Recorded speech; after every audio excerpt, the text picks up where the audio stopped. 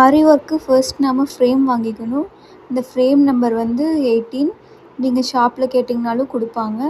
ஆன்லைன்லேயும் அவைலபிளாக இருக்குது. நெக்ஸ்ட்டு வந்து கிளாத் வந்து நீங்கள் லைனிங் துணின்னு சொல்லுவாங்க, அது யூஸ் பண்ணிக்கலாம். இல்லைன்னா ஷாப்பில் போய் காடா துணின்னு கேட்டிங்கன்னா கொடுப்பாங்க. இது 2 தான் யூஸ் பண்ணணும் பிகினர்ஸ். தென் வந்து ஜரி த்ரெட் வந்து நீங்கள் வாங்கும்போது பிராண்டு பார்த்து வாங்குங்க.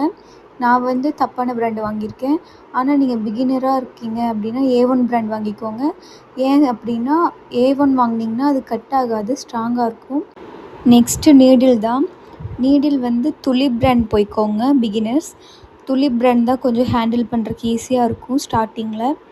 துலிப் பிராண்டில் ஜரி த்ரெட் யூஸ் பண்ணுறதுக்கு ஃபர்ஸ்ட் நீங்கள் வந்து 13 வாங்கிக்கோங்க.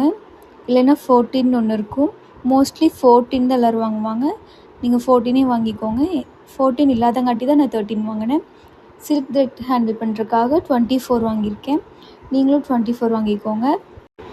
நான் வீடியோவில் காமிக்கிறது எல்லாமே ஃபர்ஸ்ட் நம்ம பேசிக்காக வாங்குறது தான். கண்டிப்பாக இப்போ நான் வீடியோவில் காமிக்கிற எல்லாமே நீங்கள் வாங்கியிருக்கணும். இன்னும் நிறையா இருக்குது, ஆனால் நான் வெறும் பேசிக் மட்டும்தான் இதில் காமிச்சிருக்கேன்.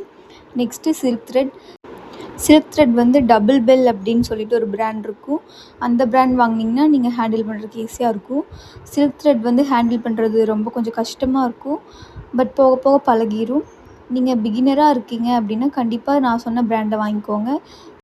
நெக்ஸ்ட்டு ஜரி த்ரெட் வாங்கும்போது பிராண்ட் அப்புறம் இன்னொன்று பார்த்து வாங்கணும். அந்த ஜரி த்ரெட்டில் வந்துட்டு நீங்கள் இப்படி பிரித்து பார்த்தீங்கன்னா இந்த 2 நூல் வரும். அதில் வந்துட்டு 1 நூலாக தான் இருக்கணும், நரம்பாக இருந்தால் அது வாங்கக்கூடாது. நெக்ஸ்ட் வீடியோவில் நான் step by step aari work எப்படி போடுறது அப்படிங்கிறத நான் சொல்லித்தரேன். என்னோடய வீடியோ கண்டிப்பாக ஒருத்தருக்காவது யூஸ்ஃபுல்லாக இருக்கும் அப்படின்னு நான் நினைக்கிறேன். தேங்க்யூ ஃபார் வாட்சிங்.